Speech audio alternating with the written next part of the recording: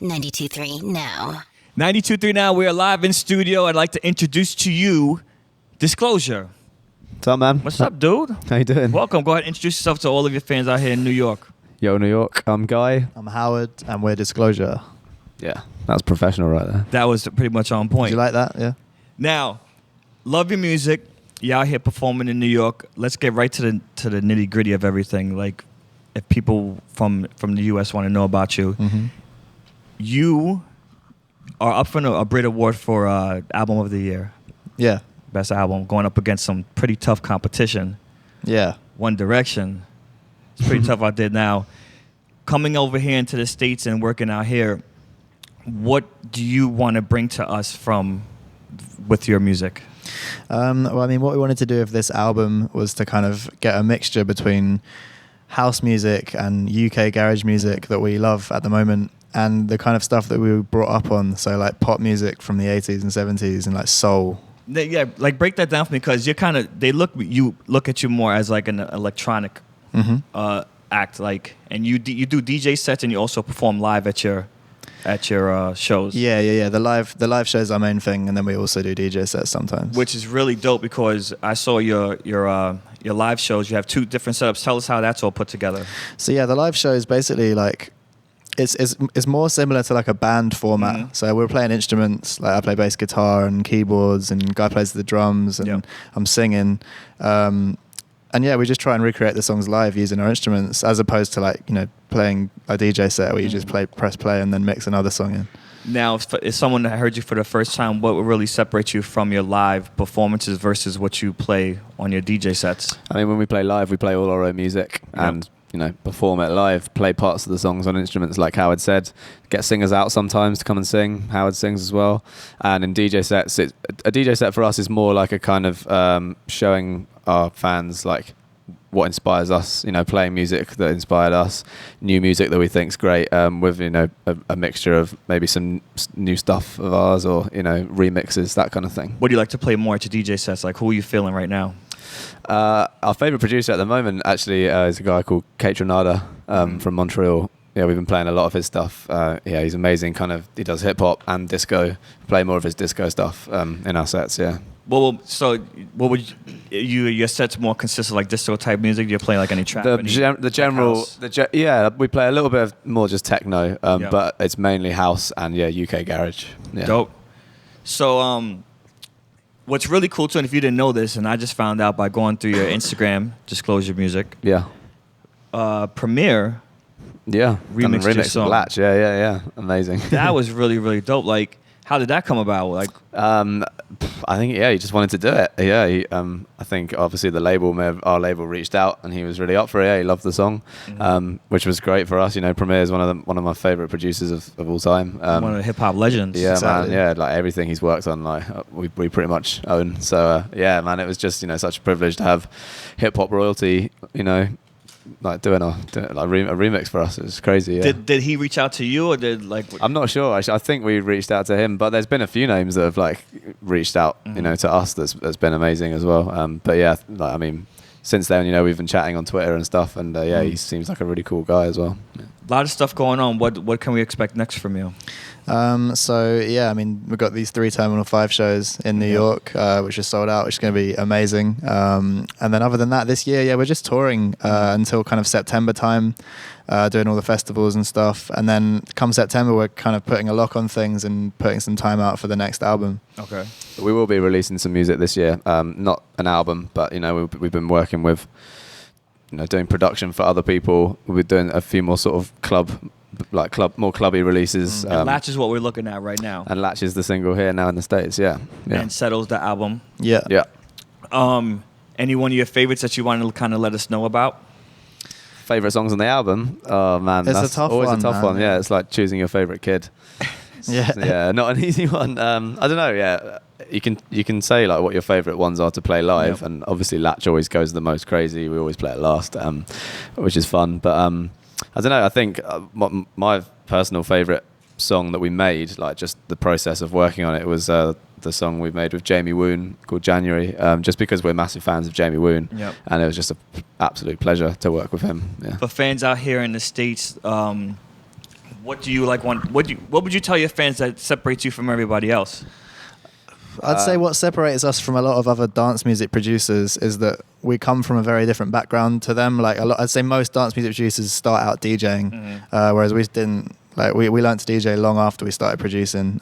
We grew up learning instruments. Like I was playing bass guitar, guy was playing drums, and I think that's given us a whole different outlook on it. Like we write songs, like conventionally written songs, and we just produce them like dance music. They're not written like dance music. That's huge right now with the whole scene because a lot of the producers that started making their music and then now hitting the festivals and blowing it, but you get to do some of your stuff live and you actually perform your songs live. Yeah. Well, I like to think, with our performance, we want to put a bit of soul like back into the performance, rather than it just being a man in a booth, like pressing play or not even pressing play, doing nothing. We want to actually, show that we're putting in a lot of time and effort into our show. The same with the album, we put a lot of soul and time into the album, and we want the show to like convey that. Yeah. Now, what do you think about like this? This is like funny to me, just from out here, Paris Hilton. What DJing? Best fucking set I've ever seen in my life. Locked in, dude. She locked in $100,000 contract to spin out here in Atlantic City at Harrah's. I mean, whoever wrote the contract is the guy that really is in trouble there, isn't it? Really. Does that get you nervous? It makes me just kind of sad. Yeah, I have mixed feelings towards that. I love the photo though of the guy like popping up behind and adjusting their and it's like you need to press that send button right keep there. It out the reds, Paris. Love that. Yeah. So it's an interesting business move, I guess. Yeah, it is tough. I mean, and I would love to dig into your brains about this because the electronic music scene is blowing up so much, especially out here at festivals. The guys that are producing the Aviciis, the Zeds, like the songs that cross over into pop, and what I like about you is that those live performances that you do, that you set up, you have the drums, you have everything set up. Some of the big things that are going on in the industry right now is like the ghost producing, and everybody working on other people's music. Like, how do you feel when it comes to that? I think there's always a place for that. Like, there's always a place for like writing songs for, if it's say a singer, like, and they don't write songs, they're just a great singer. I think it's fine for them to have a song that someone else wrote. Yeah, people are always going to need writers. Yeah, what definitely. I don't think's right is when you get someone that's calling themselves a dance music producer. And they're not the ones doing the writing or the production. They're just kind of taking the credit and doing the DJ sets. I think that's just complete. I mean, we had Martin Garrix here. He said that when he blew up was he ghost produced for I believe it was Hardwell, right? And then that's how he got picked up, and he went from there. Do you think that the scene is going to stay like that? Like, yeah. There's always going to be that happening. I think. Hopefully not. Gigs too? I don't know. It depends. Like, people have got to make a conscious effort to like kind of notice that happening. Because if you're a normal person, you don't care if that's happening. Yep. It's just a guy in a booth. Like, you don't care. But it's sad. Yeah, it sucks. But so like, sad. I know, but it's possible. Like, people. I'd say like if you just look at our album, like in the UK, like it went to #1. Like, give it like 2 years. If we'd released that album 2 years before, no one would have cared at all. It was like it would have been irrelevant. Like, a small underground scene may have liked it, but it would not have charted like it did. No way. So timing. Yeah, it's timing and a little bit of luck and also just like hard work and touring relentlessly. That's why we're coming here so much, because we believe like we can do it here as well as we have in the UK. Yeah. But you know what? I think it's like a personal choice to include that in your work if you want to. Like, I mean, with our record, I feel like it should be an obvious thing that we were the vast majority of what the album is. Like, we wrote the songs with some of the singers, like they had an input to the writing. Other than that, it's all us. Like we wrote the songs, produced the songs, mixed them, helped master them. Like, all those songs are like our children, like we said. Like, we can't pick a favorite.